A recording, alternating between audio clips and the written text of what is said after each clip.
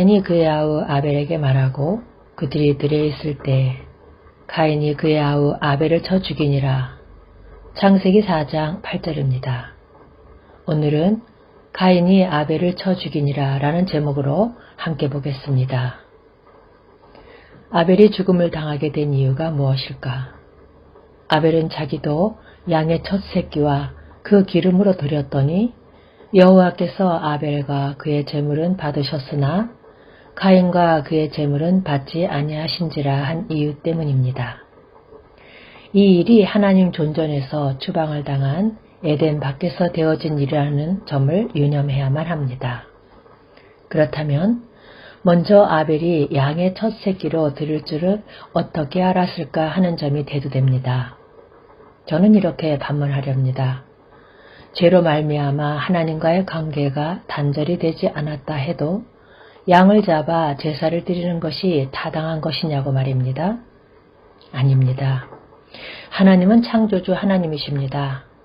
이는 산림의 짐승들과 무산의 가축이 다 내 것이며 산의 모든 새들도 내가 아는 것이며 들의 짐승도 내 것이로미로다 하시면서 내가 수소의 고기를 먹으며 염소의 피를 마시겠느냐 하고 반문하십니다. 그러니 아벨은 제사법을 원복음을 인식한 부모로부터 배웠을 것이요. 이런 구속사의 맥락에서 아벨이 양의 첫 새끼와 그 기름으로 드렸다는 것은 원복음에 대한 신앙 고백이요.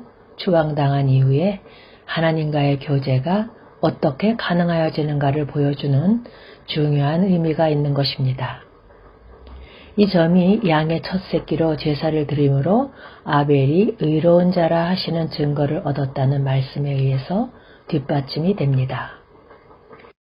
그러므로 가인과 그의 제물은 받지 아니하신지라 한 것은 하나님과의 관계가 단절이 된 상태를 나타내고 아벨과 그의 제물은 받으셨다는 것은 하나님과의 관계가 회복이 되었음을 나타냅니다. 그리고 의로우신 하나님과의 관계가 회복이 되기 위해서는 의롭다함을 얻는 길 외에는 없다는 점입니다. 그렇다면 아벨이 어떻게 해서 의롭다함을 얻을 수가 있었는가?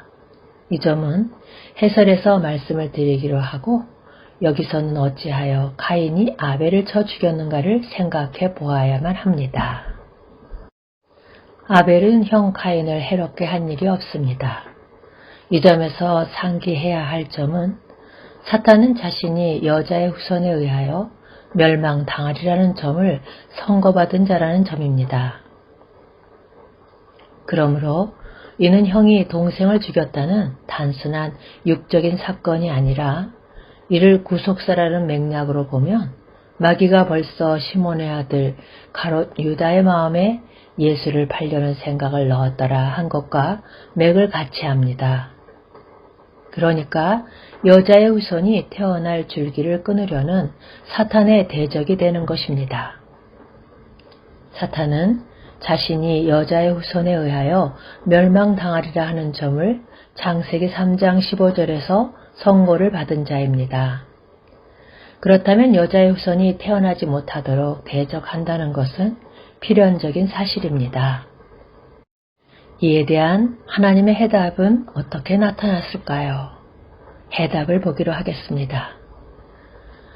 아담이 다시 자기 아내와 동침함에 그가 아들을 낳아 그의 이름을 셋이라 하였으니 이는 하나님이 내게 가인이 죽인 아벨 대신에 다른 씨를 주셨다 함이며 셋도 아들을 낳고 그의 이름을 에노스라 하였으며 그때의 사람들이 비로소 여호와 이름을 불렀더라 합니다. 그의 이름을 셋이라 하였으니 이는 하나님이 내게 가인이 죽인 아벨 대신에 다른 씨를 주셨다 함이며 한 것과 비로소 여호와의 이름을 불렀더라 한 말씀을 예사로 여겨서는 아니 됩니다. 왜냐하면 이는 하나님께서 주신 다른 씨가 원복음을 계승할 여자의 후손의 줄기라는 점을 드러내는 고백적인 말이요. 사탄은 씨를 멸하라 하였으나 하나님께서는 다른 씨를 주셨다는 환성이기 때문입니다. 홍수 심판 때에도 씨를 남겨주셨으며 솔로몬이 타락하였을 때도 한 지파는 남겨주리라고 하고 씨를 남겨주셨던 것입니다. 이 점을 이사야 선지자는 만군의 여호와께서 우리를 위하여 생존자를 조금 남겨두지 아니하셨다면 우리가 소돔 같고 고모라 같았으리로다 하고 이사야서 1장 9절에 증거하는데, 이를 로마서에서는 또한 이사야가 미리 말한 바 만일 만군의 주께서 우리에게 씨를 남겨두지 아니하셨더라면 우리가 소돔과 같고 고모라와 같았으리로다 함과 같으니라 하고 로마서 9장 29절에도 씨를 남겨두셨다고 설명합니다. 하나님께서는 어느 시대나 남은 자가 있게 하셔서 구원 계획을 이루어 오셨던 것입니다. 이것이 여자의 후손의 줄기를 끊으려는 사탄의 계획에 대한 하나님의 해답입니다. 이런 맥락에서 비로소 여호와의 이름을 불렀더라 하고 말씀함은 원복음이 아벨과 셋, 에노스, 노아의 줄기를 통해서 계승되어 내려왔다는 점을 말씀해주고 있습니다. 그리고 이 줄기는 누가복음 3장에 등장하는 예수님의 족보에서 그 위에는 에노스요, 그 위는 셋이요, 그 위는 아담이요, 그 위는 하나님이시라 한 것과 정확하게 일치합니다. 그러면 함께 해설 부분을 보겠습니다. 이 점에서 생각해야 할 점은 하나님께서 아벨과 그의 제물을 받으셨다. 즉 아벨이 하나님과 화목하는 것이 어떻게 가능하여졌는가 하는 점입니다. 이 점을 신약 성경에서는 믿음으로 아벨은 가인보다 더 나은 제사를 하나님께 드림으로 의로운 자라 하시는 증거를 얻었으니 하나님이 그 예물에 대하여 증언하심이라. 그가 죽었으나 그 믿음으로써 지금도 말하느니라 하고 해설해주고 있습니다. 첫째는 믿음으로, 둘째는 의로운 자라 하시는 증거를 얻었기 때문이라는 것입니다. 이런 대목은 놀라움으로 대하여 마땅합니다. 왜냐하면 구속사에 있어서 가장 큰 난제는 사람이 어떻게 의롭다함을 얻을 수가 있느냐 하는 문제이기 때문입니다. 그렇다면 아벨은 누구를 믿고 의롭다함을 받았단 말일까요?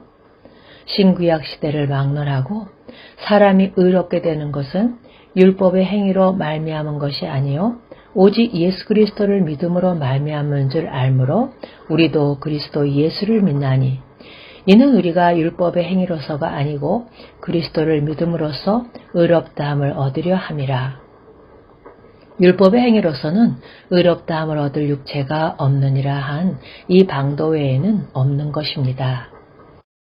만일 아벨이 다른 방도로 의롭다함을 얻었다고 주장을 한다면 내가 하나님의 은혜를 패하지 아니하노니 만일 의롭게 되는 것이 율법으로 말미암으면 그리스도께서 헛되이 죽으셨느니라. 첫째는 하나님의 은혜를 패하는 자요, 둘째는 그리스도의 대속적인 죽으심을 헛된 죽음으로 만드는 자라는 것입니다. 아벨이 죽었으나 그 믿음으로써 지금도 말하느니라 하는데 아벨은 무엇이라 말하고 있습니까? 창세기에서는 내 아우의 핏소리가 땅에서부터 내게 호소하느니라.